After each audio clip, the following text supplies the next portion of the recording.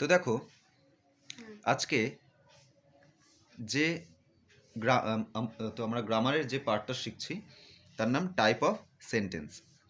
যখন কতগুলো শব্দ পাশাপাশি নিয়ম মেনে বসে মনের ভাব প্রকাশ করতে পারে তখন তাকে বাক্য বলা হয়।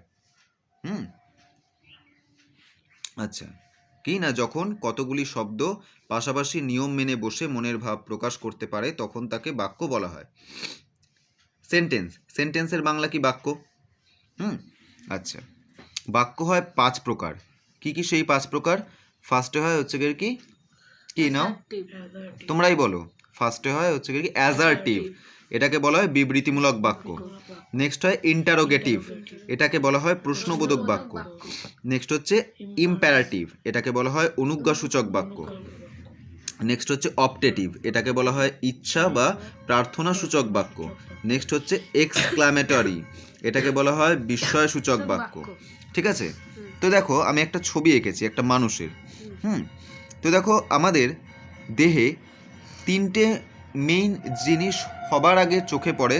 একটা হচ্ছে মুখমণ্ডল, একটা হচ্ছে আমাদের দেহের ওপরের অংশ যেখানে আমাদের হাত, বুক, পেট রয়েছে, আর একটা হচ্ছে আমাদের দেহের নিচের অংশ যা কোমর থেকে একদম তোমার পায়ের পাতা অবধি। তো দেখো সাবজেক্টও তোমার সাবজেক্টের যে দেহ হয় সেই দেহটাও হয় তোমার 3টে খণ্ডের মতো। দেখো ফার্স্টে আমাদের যেটা মাথা বা মুখমণ্ডল, গ্রামারে সেন্টেন্সে সেটা হচ্ছে সাবজেক্ট। নেক্সট হচ্ছে ভার্ব, নেক্সট হচ্ছে অবজেক্ট। সাবজেক্ট কি? সাবজেক্টের বাংলা হচ্ছে কর্তা। দেখো বাক্যে যে কাজ করে সেই সাবজেক্ট। ভার্ব কি? বাক্যে যা কাজ করা বোঝায় তাই ভার্ব। অবজেক্ট কি? বাক্যে যার বা যে বিষয়ে কাজ করা বোঝায় সেই জিনিসটাকে বলা হয় অবজেক্ট। ঠিক আছে? যেমন ধরো Ram goes to school, subject. দেখো রাম হচ্ছে সাবজেক্ট, কেন না এই স্কুলে যাওয়ার কাজটা কে করে? রাম করে, তাই রাম সাবজেক্ট। রাম কি করে? রাম যাওয়ার কাজটা করে, তো তাই যাওয়া একটা কাজ, তাই গোজ হচ্ছে ভার্ব। টু স্কুল, রাম কোথায় যায়? এই যে রাম যায়, এই যে রাম যে যাওয়ার কাজটা করছে, রাম যাওয়ার কাজটা কোথায় করছে? রাম কোথায় যাচ্ছে? স্কুলে যাচ্ছে। তো দেখো তাই আছে বাক্যে যার বা যে বিষয়ে কাজ করা বোঝায়, তাহলে এই যে যাচ্ছে, এই যে যাওয়ার কাজটা কি বিষয় হচ্ছে? স্কুলে যাওয়ার বিষয়। তো স্কুল হচ্ছে অবজেক্ট। ঠিক আছে?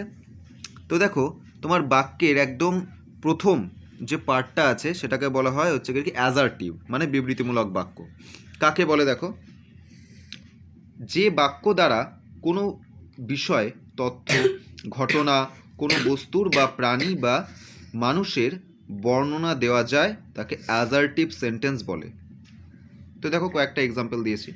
Ram is a good boy, Ram ভালো ছেলে। Kolkata is a big city, Kolkata হলো একটা বড় শহর।